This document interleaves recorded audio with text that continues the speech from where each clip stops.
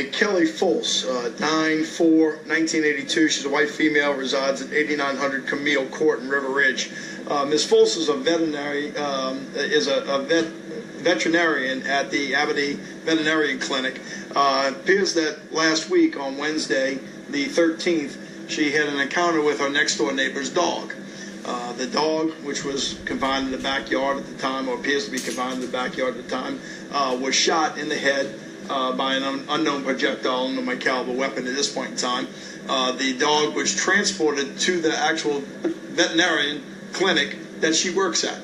The owner of the dog knew that Ms. Folse had a problem with it at the time, but that was the nearest veterinarian clinic. Went in. The dog succumbed to its injuries by the next day. Our investigation started into this, into this incident, and we were able to establish enough probable cause to make the arrest, obtain an arrest warrant, and conduct a search warrant today at Ms. Folse's residence. She's been arrested for an aggravated cruelty to animals, an illegal discharge of a weapon, and two unrelated drug charges for narcotics that were found at her residence, prescription narcotics that were found at her residence without a prescription. She's been booked to the Jefferson Parish Correctional Center, where she remains today. The dog, as I said earlier, has succumbed to an injury. It was a 15-month-old American Bulldog. From our investigation, it did not appear to be hostile or aggressive to any other neighbors that were in the area at any time. We believe the complaints mainly targeted around Ms. Folse's ability to complain that the dog barked in the backyard and was continuous barker, that she ended up having problems with, and obviously took the decision that she did in order to shoot the dog last week. But I'll take any questions. How did you eventually find out that it was her? How did you link the arrest to her?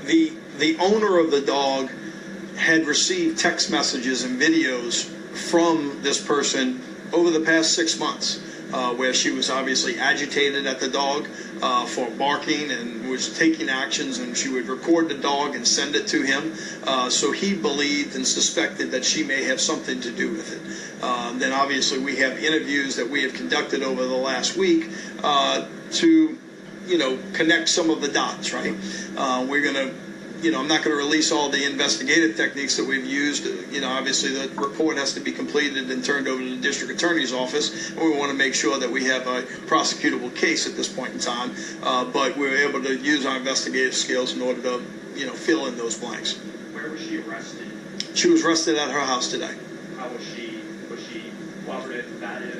She wasn't combative. She, I believe she didn't necessarily want the police officers to come. She said to talk to their attorney, but we had an arrest warrant at that time and a search warrant. She was arrested without incident from that standpoint, other than the fact of she was trying to close the door, but not an aggressive nature. Search warrant was conducted at the house, and we were able to find, as I said earlier, 2 prescription narcotics that she didn't have a prescription for, so we ended up making an additional arrest. And in all your years of law enforcement, anything of this nature happened? This is crazy. This is why we're having a press conference today. I mean, a veterinarian shooting a dog and the next door neighbor. I mean, this is nuts. I don't know how else to put it. I don't know what world that we're living on that this is okay. I mean, I wouldn't expect it of you, me, or anybody else. For a vet, I mean, give me a break, people. I mean, this is not normal. I mean, it's not supposed to be normal, right? Someone lost a pet today, and we know in this room that pets are very important to us. Whether it's mine, yours, or anybody else, I can care less how much it barks. This is not appropriate behavior, and that's why she's going to jail, and that's why she's in jail today. And Sheriff, look, you said the dog was shot. When was the dog actually shot, and when did the dog succumb to his injuries? The dog was shot on December 13th. Was brought to the vet that afternoon, survived the night, and actually passed away on December 14th.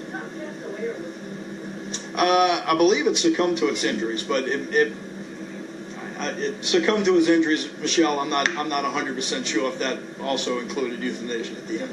With her being a vet, are there concerns that perhaps she has been cruel to other animals? Or a neighbor, or any other complaints? No other complaints that we know about. I mean, we will investigate any other complaints that may occur. I mean, if someone contacts us, we're going to, go down the road that it leads us in, right? This investigation has not led us in that direction, but that doesn't mean it hasn't occurred. A lot of times in any type of situation, once you make an arrest, they go, wait, she did this, so somebody else did this to me. As of right now, I don't have any other complaints that she had been cruel to any other animals, in her neighborhood or any of that type of stuff. And we'll obviously have an investigation with the people at the veterinarian clinic to follow up on that. And she lived directly next door to the homeowner for the dog? She did. It was 8900 Camille Court was her address, and she was next door to that. Any prior criminal history? Believe she had, I don't know if it was a conviction or not. No convictions at this time. Do we know the name of the dog? Name's dog was Bruiser. It was a 15-month-old American Bulldog. Can you say her name one more time in the office you work for? Kelly Folse, and she was employed at Aberdeen Veterinarian Hospital. She's still employed there? She is not. Did she treat the vet? I'm sorry, no, she did not treat she was not the treating vet at the time of the incident. It was not working actually when the dog came in, so that was, more of a coincidence from that standpoint, but she was not the treating vet.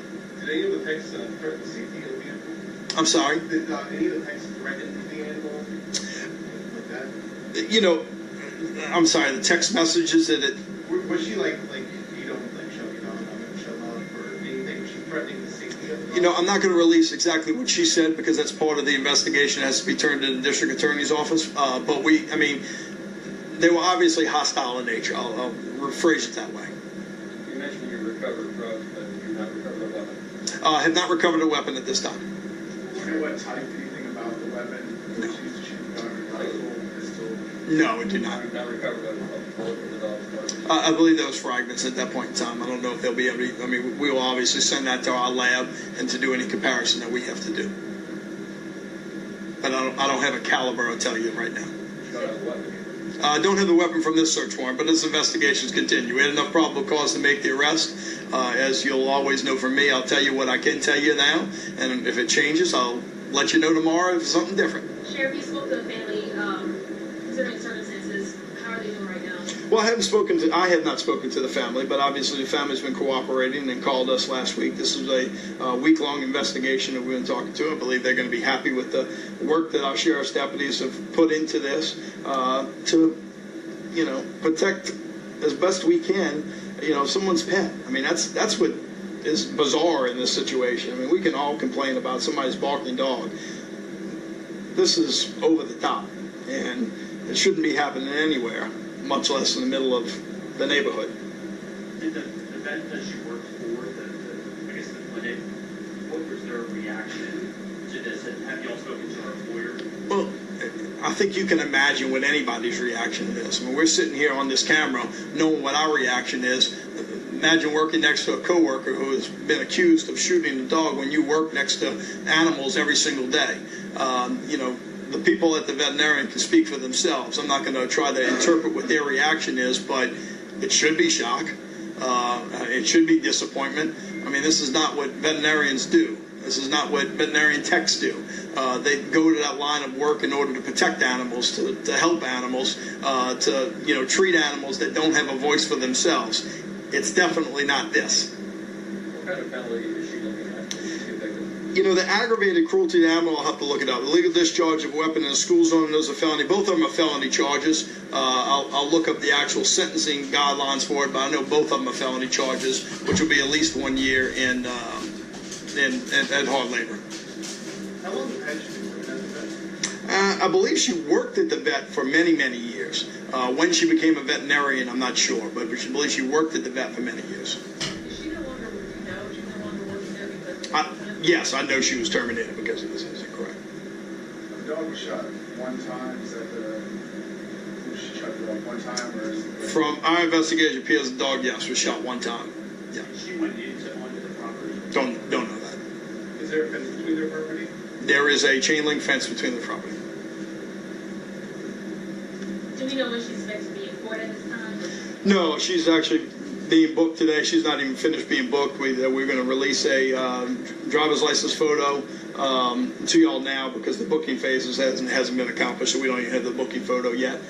This is obviously story that we believe that y'all needed to get out there once it happened, but she'll be booked later on, and they'll set an arraignment date in the future to come back. Can you elaborate at all on the, you said unrelated drug charges with prescription drugs? Obviously, she didn't have a prescription for those drugs. Can you tell us what they were? I think one of them was diazepam, Adderall, possibly. I think those were two of the drugs that possibly were in there. Diazepam was the other one, diazepam and Adderall that were in there. She didn't have a script, obviously. They didn't have a script that we were able to find, and they weren't in the proper bottle at this point in time. So. Are you concerned she's been under the influence while treating animals, or perhaps during this incident she's under the influence? I'm not going to speculate on that. No good? Are there any minors in either household? Not that I know of. I mean, I know the dog. There was nobody at the dog's house when that occurred. I don't know, who was at her house. Obviously, when the incident occurred. And do we know that around the time frame? I think it happened afternoon of that Wednesday, somewhere probably between 2 and 3 o'clock in that range, from all guesstimates. The dog owner came home and found his dog slain in the back. That's correct. Do you know if she was working at any other clinics or volunteer groups? I do not. No good? Thank you very much.